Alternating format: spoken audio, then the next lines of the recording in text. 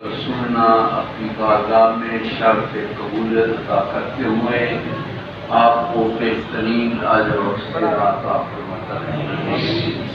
قرآن پاک حضور علیہ الصلوۃ والسلام پر نازل ہوا اور یہ آپ صلی اللہ علیہ وسلم کا زندہ جاوید بولتا ہے جو قیامت تک اسی صورت میں برقرار رہے گا جس صورت میں جبریل امین مصطفیٰ کی بارگاہ میں سے لے آئے۔ سبحان اللہ۔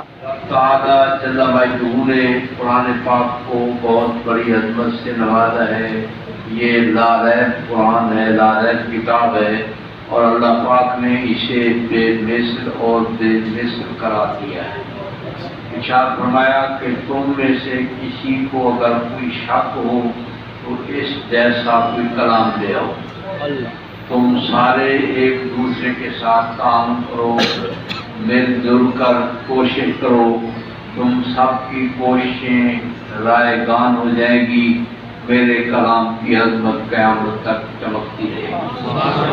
حضور اللہ صلی اللہ تعالی علیہ وسلم نے اس قرآن کو نازل کیا، فرمایا میرا محبوب بھی بے مثل ہے، جو میں نے محبوب پہ قرآن نازل کیا ہے وہ بھی بے مثل ہے۔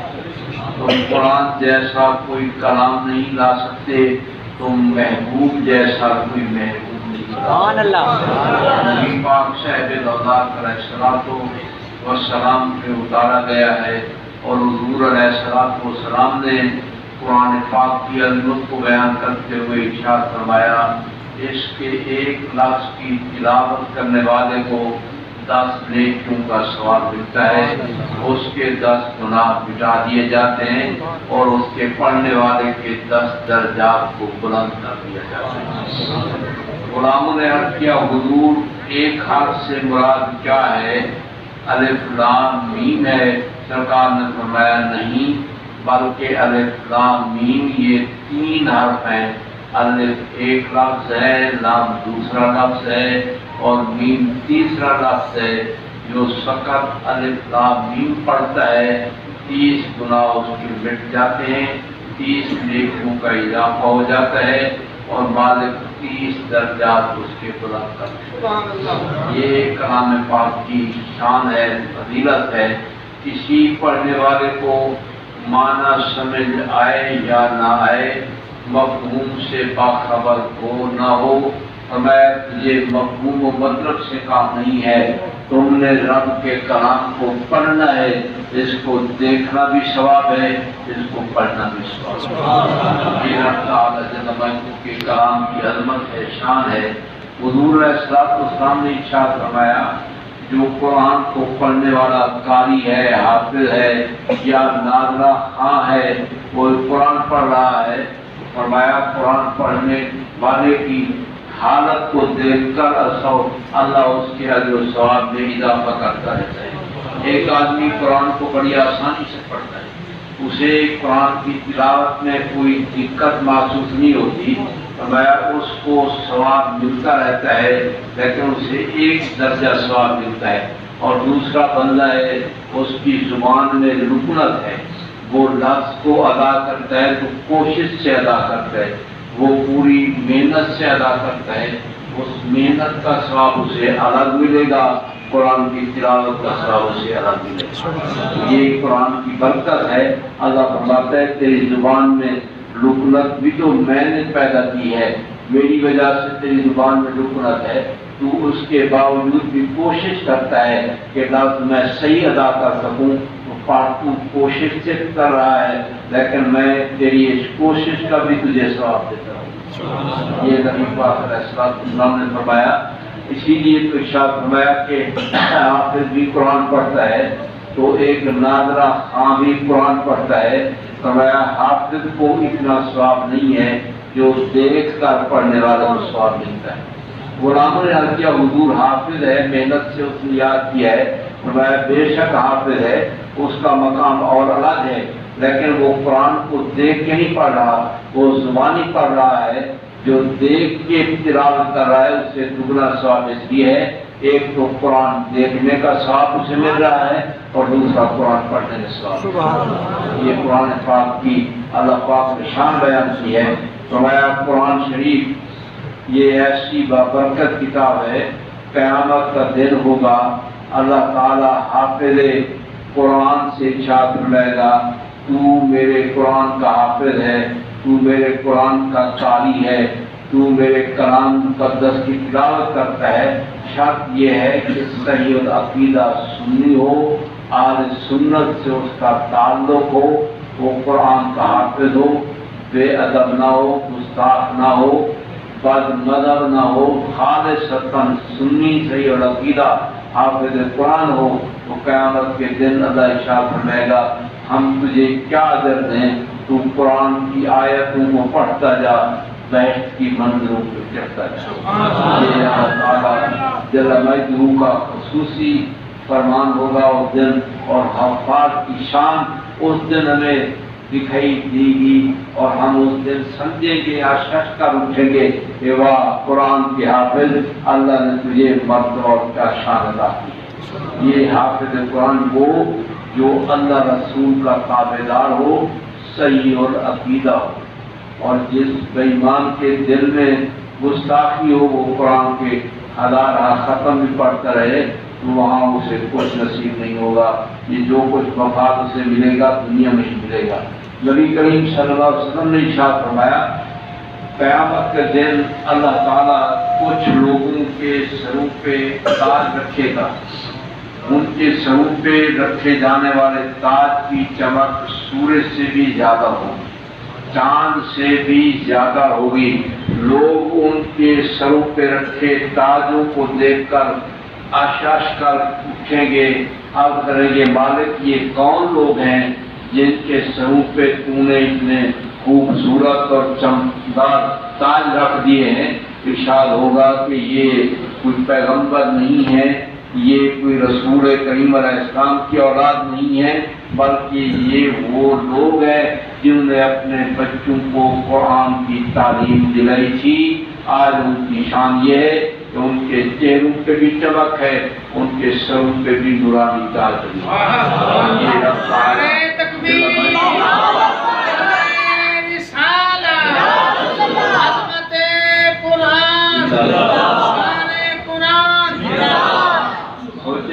کہ اللہ نے ہمیں کیسا با نصیب انسان بنایا ہے کہ جس کی جھولی میں قرآن ہے، جس کے سینے میں رب کا فرمان ہے۔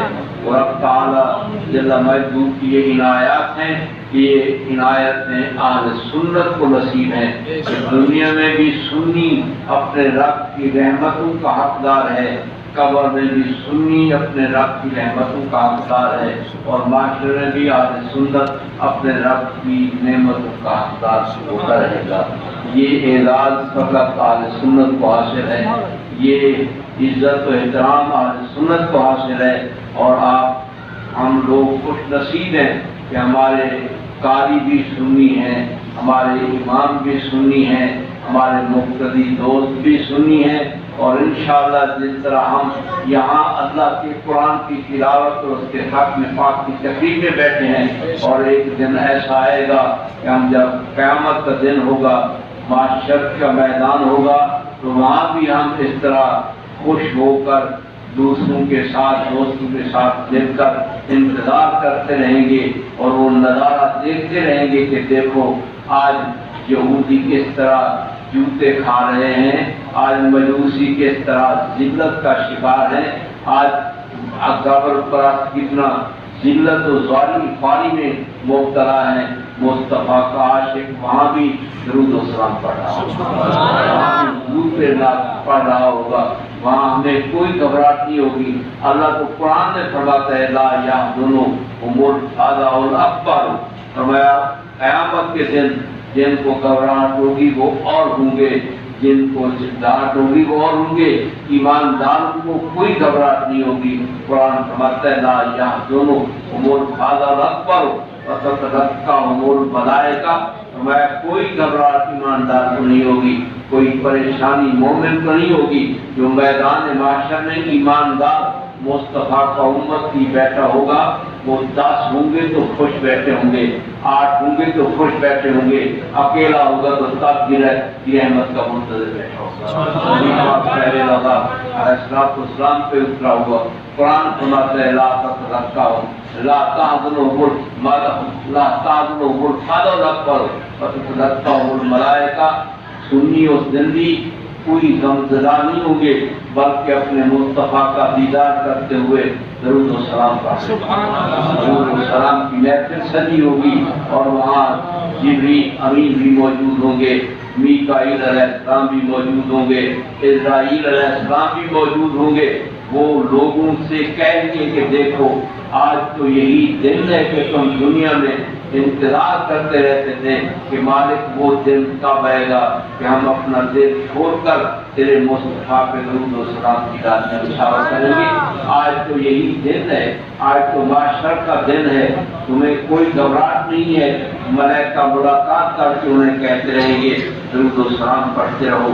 जब कोई आदमी यहाँ नात पढ़ रहा हो, दरूद पढ़ रहा हो, तो सुनने वाले को लुत्फ आता है, तो वो पढ़ने वाले से कहता है शाबाश, शौक से पढ़ो, तो फिर और मोहब्बत से पढ़ता है। फिर शौक से पढ़ते पढ़ते सुनने वाले को और लुत्फ आता है, तो शाबाश और जोश से पढ़ो, जरा लुत्फ से पढ़ो, बार बार वो कहता रहता है, तो माग़फ़िरत ज़िक्र बुलंदी पे चली जाती है। वो दिन वही होगा, मलाइका ही कहते रहेंगे हाज़ा यौमुकुमुल्लज़ी कुन्तुम तुअदून, यही दिन तो है जिसका तुम्हें इंतजार था कि वो दिन है हम अपने महबूब पे दरूद और सलाम खुल के पढ़े। मलाइका कहेंगे आज कोई रुकावट नहीं है, आप दुश्मन तरफ रहें, अलग झड़कते झड़कते रहेंगे, तुम खोल खोल के दरूद और सलाम पढ़ो, मेरे मुस्तफ़ा के ठंडे की छाँव आ रही। मुस्तफ़ा करीम अलैहिस्सलाम के गुलामों, कुरान आला नेमत है, अल्लाह ने हमें अता की है, हमें रसूल भी आला अता किया, कलाम भी आला अता किया, हमें महीना भी आला अता किया। अल्लाह ताला से दुआ है कि वो मेरी इस हाज़िरी को मंजूर व कबूल करवाए। अल्लाह ताला इस मस्जिद को क़यामत तक आबाद रखे। अल्लाह आप हज़रात की खैर करे, अल्लाह आपके बच्चों की खैर फरमाए। जो आपने हक़ में कुरान में हिस्सा मिलाया है, मेहनत की है, जिन जिन दोस्तों ने मेरे भाइयों ने की है, अल्लाह उन भाइयों को, मेरे दोस्तों को अपनी अमान नसीब रखे, अपने बच्चों के साथ में आबाद रखे। अल्लाह उनके कारोबार में बरकत पैदा फरमाए। मालिकुल मुल्क की हुजूर दुआ है, मैं किसी का नाम नहीं ले सकता, मैं सब के लिए दुआ गो हूँ। अल्लाह सब की झोलियाँ अपनी रहमत से भर दे, अल्लाह सब की मुरादों को पूरा कर दे, अल्लाह सब के बच्चों को अच्छा और नेक साले बना दे।